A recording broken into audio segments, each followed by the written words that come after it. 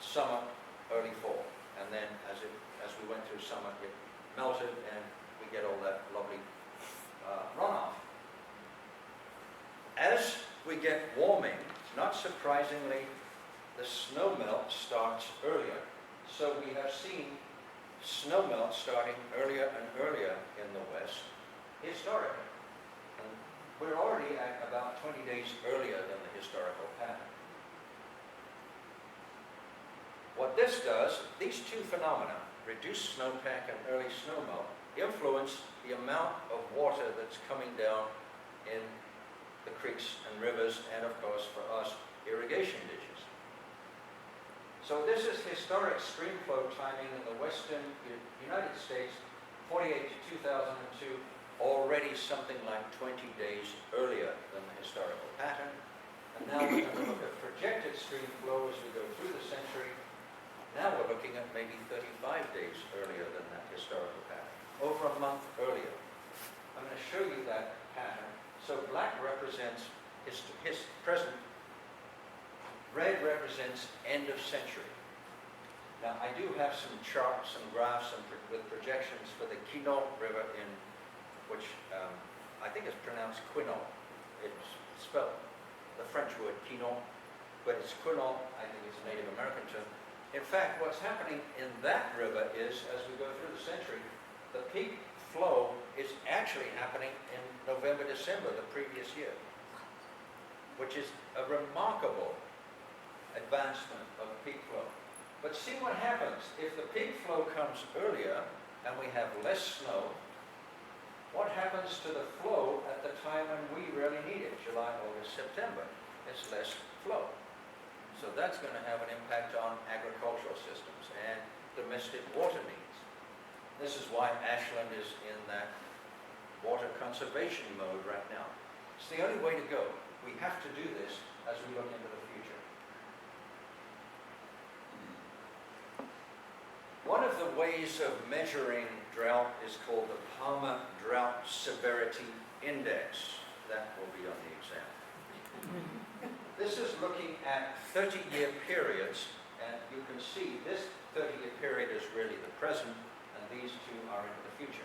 What we're going to do is look at the number of months over that 30-year period which are expected to experience increased drought, you'll see them as yellow to red, versus decreased drought, you'll see them showing up as green.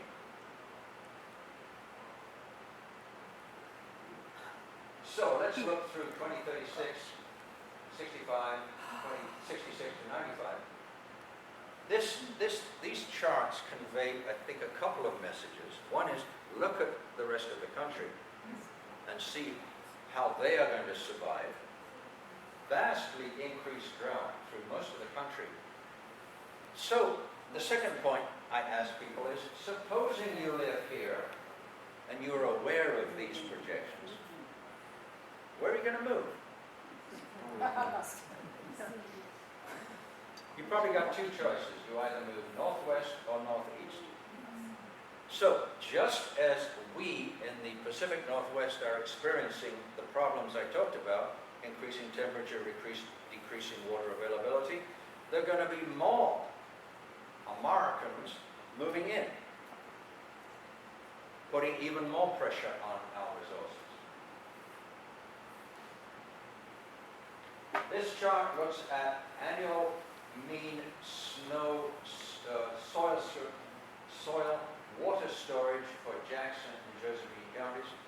So the consequences for the patterns I've just described is we've already seen, and we're expecting to see even less soil moisture storage in Jackson and Josephine counties, particularly if we follow the business as usual scenario.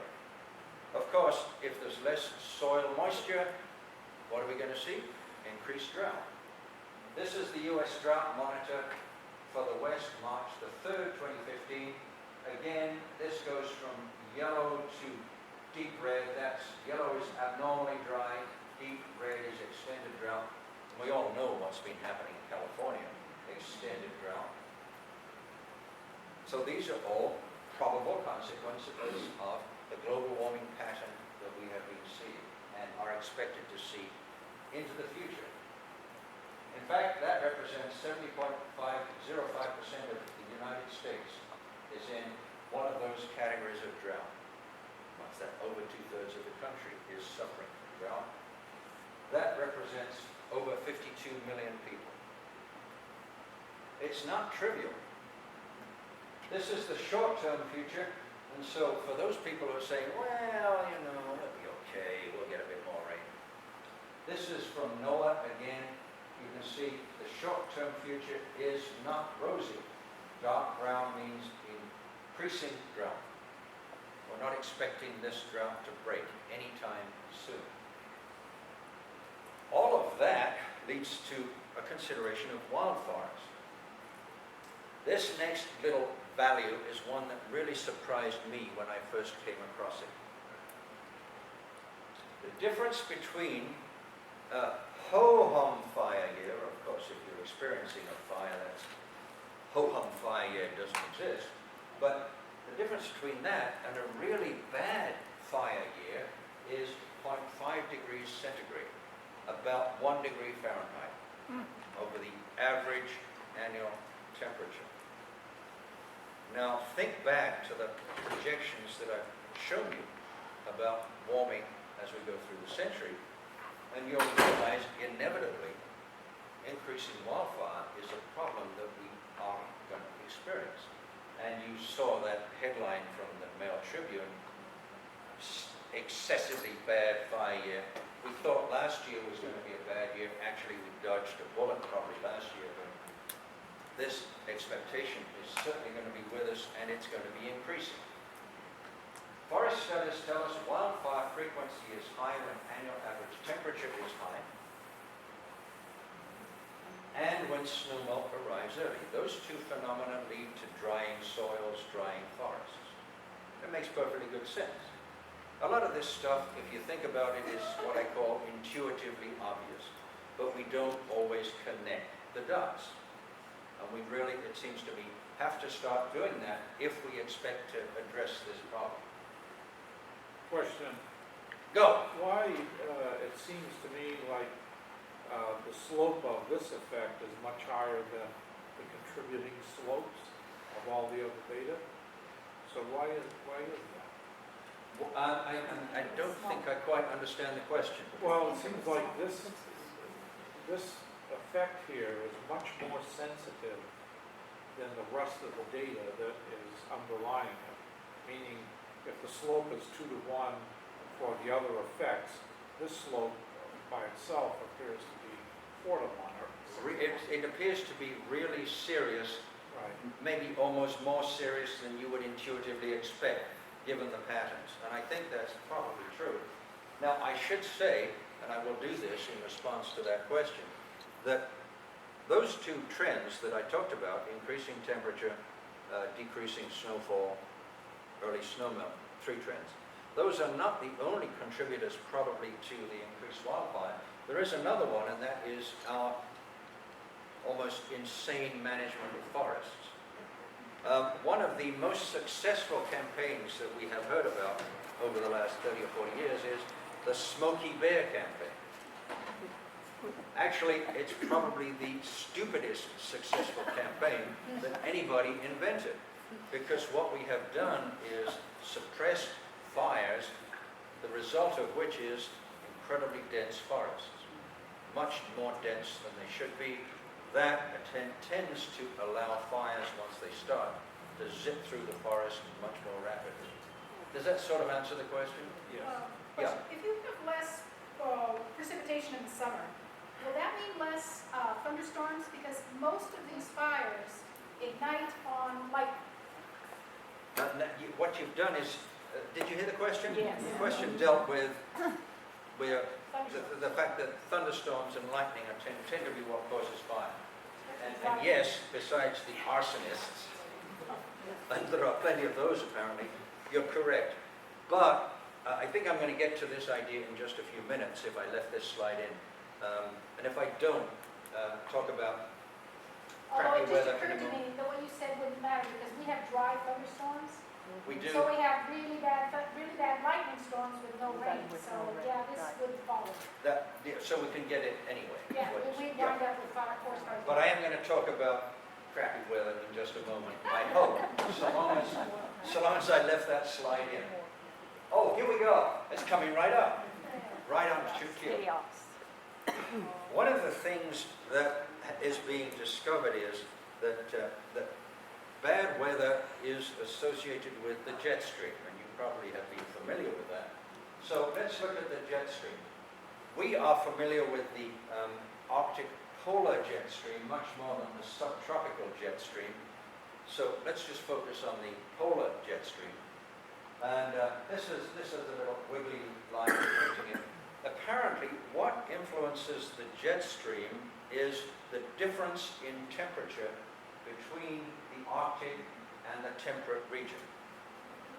When that difference is great, that jet stream tends to flow fast and straight. Not always it wiggles, it historically has wiggled. But if the difference in temperature between the Arctic and the temperate region decreases, that's the difference in temperature, then there is a consequence. What we know is happening is, for reasons that I don't have time to go into, the Arctic is warming at a greater rate than the temperate region. The result of that is the difference in temperature is decreasing. Make sense? The result of that is that rascal wiggles. When that wiggles, what we get is cold air coming down and warm air going up. And you've seen the images of the United States right now. Whilst we are in a balmy period out west, over the eastern side of the country, they are not exactly sweltering. And this is what's happening. That jet stream is zipping down, and so we get cold air over in the eastern part of the country. We also get increasing snowfall for reasons that are a bit more complicated than I can go into, but it all relates to this warming effect. One of the things that people often say is, was it James Inhofe went into the Senate with a snowball? Remember that? About a week or so back. We can't be seeing global warming, I got a snowball in my hand. Sorry, Jim, increased snowfall is a consequence of global warming, not a surprise. I want to say a few words about changing U.S. growth conditions. Anybody who does any gardening is probably familiar with this idea. The cold hardness zones is based on winter low temperatures. This was the 1990 map, and carefully concealed here is the new map that they had to draw. It's based on the average annual minimum winter temperature. They had to draw a new map in 2006 because the old map just didn't describe the pattern. And if you look at this, you can see what's happening. Those cold hardness zones are moving north. This was the Arbor Day Foundation charts. The USDA did the same thing a couple of years later, and exactly the same pattern. Those cold hardness zones are moving north. We actually haven't changed our cold hardness zone here, but it's a potential future consequence. So gardeners can adjust, but soils are not going to get up and move. A local example. One of the reasons that I really enjoy living here is the grapes. Some of you may be in a similar situation. Anybody heard of Greg Jones at SOU? Greg Jones is he's chair of environmental studies, and he is a world-renowned enologist, study of wine terroirs and the impact of climate change on wine. His background is his family owns Abbasilla vineyard in Roseburg, and his PhD is in meteorology. So he is a certified meteorologist. So I'm going to show you a chart that Greg drew dealing with wine varietals and their optimum growing season, right here. So this is looking at the optimal growing season for various wine varietals. The growing season is April to October, and unless you are amazing, there's no way you're going to be able to read that. So I am going to step over there, try and shout a bit louder, and I'm going to read to you the grapes. Okay, here's Pinot Gris. It's a cool temperature wine. Riesling, Pinot Noir, a bit water, Mormon, Sauvignon Blanc, Semillon, Cabernet Franc, Tempranillo, Torcello, Merlot, Malbec, Viognier, Syrah, table grapes, Cabernet Sauvignon, Sangiovese, Grenache. Gosh, I can't even read that one myself. Cangan, I can't read that. Zinfandel, Nebbiolo, and raisins. So those are the optimum temperature conditions for those grapes. That's the historical temperature in the Rogue Valley from 1961 to 1990. Interesting, you can see the Pinot Gris right on target. Pinot Gris, I think was one of the first grapes to be grown in this area and become very popular. But this is what fascinated me. As we go through the century, this is the projected 2035 to 2045 growing season temperature. And what surprised me was when you look at that and you think about the grapes that are grown in this area, what you get is a sense that our vintners were prescient. They had an idea what was happening and what was coming. So a lot of the grapes that we now grow in this area are actually quite well adapted to the temperatures as we go through the century. Well, good for them. Let's go further through the century, and still not too bad, unless we hit the extreme, in which case the Rogue Valley is going to be good for table grapes and raisins. Not too easy to make wine out of table grapes and raisins. Okay, let's look at the global pattern. If you spend any time exploring global warming trends, you're going to end up at the NASA Goddard Institute for Space Studies site, which plots global temperatures. So this is the historic pattern.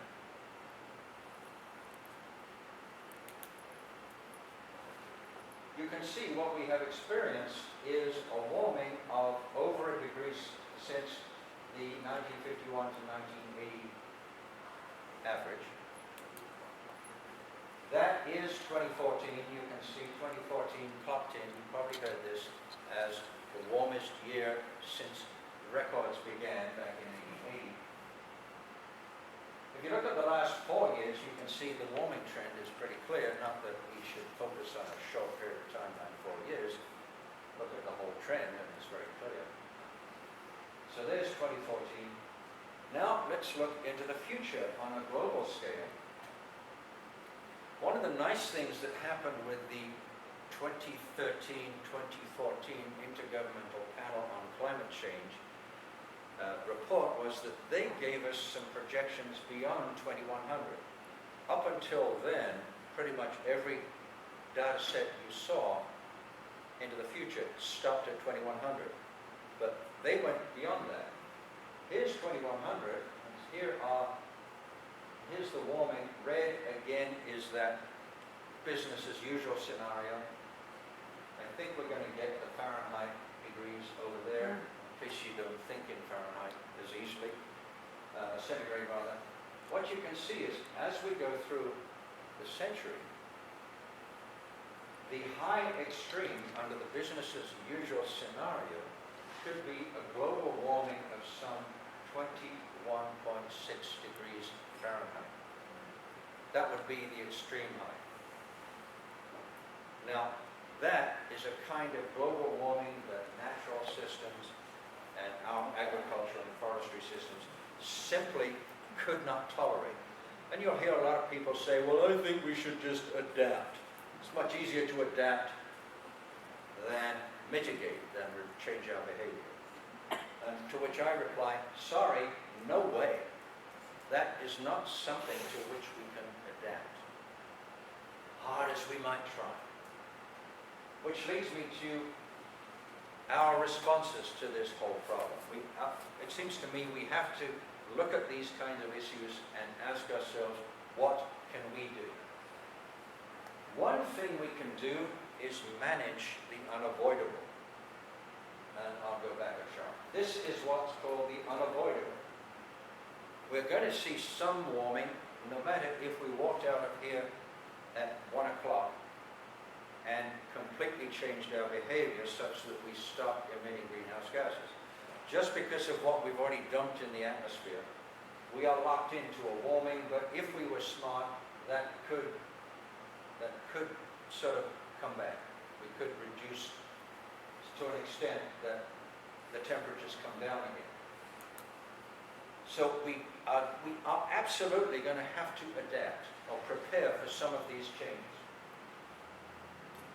Adaptation means managing ourselves and our environment in ways that minimize the threat posed by the warming that's going to hit us.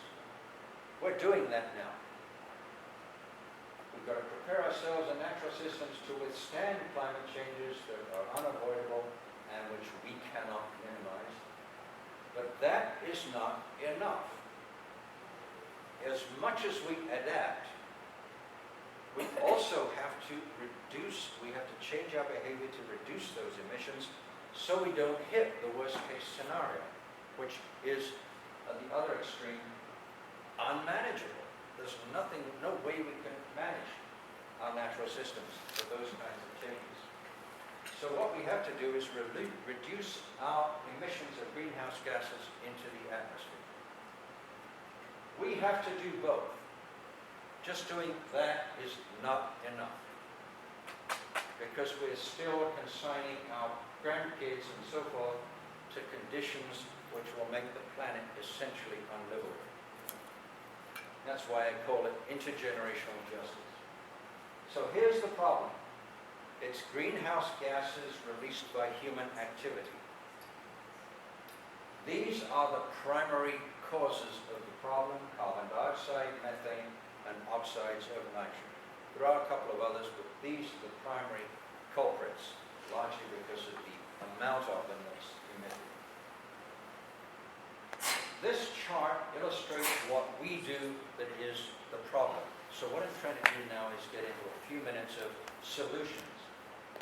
What we can see is what we do that emits greenhouse gases into our atmosphere is we generate electricity, power stations, utilities. We have industrial processes that emit greenhouse gases, and our transportation fuels emit greenhouse gases. So if we're to address this problem, these are the places we should be thinking of addressing our behavior. Interesting phenomenon, however, is that different greenhouse gases don't come from the same processes in quite the same degree. So this is carbon dioxide, largely from these three. Those are the big culprits when it comes to carbon dioxide. Methane comes a lot from agricultural byproducts and fossil fuel retrieval. Methane, incidentally, is the scientific name for natural gas. Natural gas is a 95 to 98% methane. Oxides of nitrogen, largely from agricultural activities and land use change. So we have to look at what we do and ask ourselves how to modify our behavior in such a way that we reduce our emissions of these gases. This is still the biggie, carbon dioxide, by a long measure. Let's come down to the road valley and ask what it is that we do in the road valley that results in emissions. This was from a study on, it's called the Road Valley Greenhouse Gas Inventory. So we're going to look at what we do right here that causes emissions. The biggie, stuff. When we buy stuff, we are charged for the energy it takes to make that stuff. So if we buy a TV, for example, that's made in China, the greenhouse gas emissions that result from manufacturing that TV and shipping it to us are charged against us. Makes perfectly good sense, because we are the reason they're making it and shipping it. So that means clothes, shoes, phones, TV. One way of addressing this problem is to reduce our consumption. Another compartment to that is buy stuff that's made or grown locally, reduce the transportation costs. Transportation itself is another category. This doesn't include long-distance transportation of the stuff. This is just local transportation, human travel, driving, bus trips. You can see that's about 32% of our emissions. So if we can modify our transportation use of energy, we are going to adjust the amount of greenhouse gases that are emitted. The last one is energy. This is the utilities. 24% of our greenhouse gases come from energy consumption. That's largely electricity, but to a smaller extent, Avista gas, which we use to heat up for cooking and heating our homes. If we can reduce energy consumption, we can have a direct personal impact. But of course, what we do individually is important, but it's not sufficient. We have to engage in collective action to address this problem. You might have heard of Bill McKibben and his do the math equation, and this is a sort of update of Bill McKibben's do the math tool. What we're looking at is gigatons of carbon dioxide equivalent in fossil fuels. This is the amount that were released up until the year 2000. This then is the amount released since 2000. If we are to keep our global temperature rise below 2 degrees centigrade above pre-industrial conditions, which is what's generally agreed to be the maximum we can tolerate, we have a budget, and that budget is 825 more gigatons of carbon dioxide and other greenhouse gases equivalents. Here's the catch. That's my stepson, Ryan, who's 1 year old, cute little rascal. I say stepson, I'm a grandson. Step-grandson, actually. He's a year old. By the time he gets to vote at 18, at our current rate of emissions, we will have exhausted our budget. That's in 17 years. After that, we have used up our budget of greenhouse gas emissions. We will have crossed that 2-degree tipping point. The catch is, known fossil fuel reserves in the possession of fossil fuel companies are another 725 gigatons on top of that. And what they expect to be able to extract is another 780, and beyond that, there's another 1,280. What we have to do is recognize we've got to leave all of this in the ground.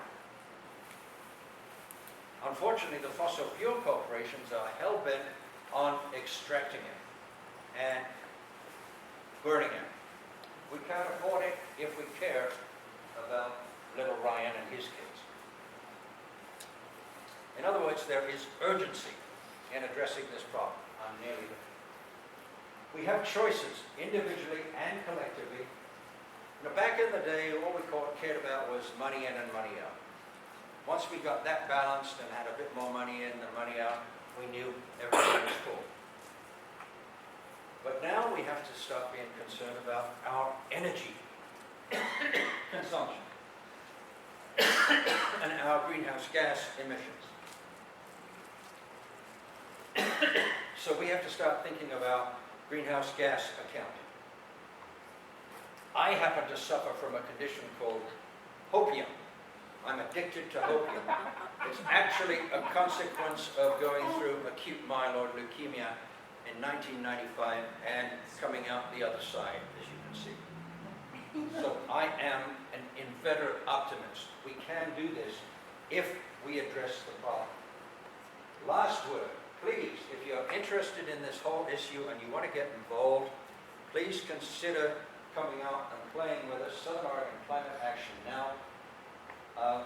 We are going to be having a discussion at our next meeting, which will be on March the 31st, we're going to be discussing the various proposals that are coming through at the state and federal level to put a price on greenhouse gas emissions, because that is probably the most effective way of addressing this problem. Okay, that's it. I'd be happy to hang around and talk to you. If you're interested in Southern Oregon Climate Action Now, I've got I it have right some- here to pass out. Okay, I have some what we call referral cards, which give you a bit about SOCAN and where our website is. This presentation will be posted on our website if you're interested in it, and with a bit of luck, if Doug can get the video organized, that will be posted as well. Thank you very much indeed. I appreciate it.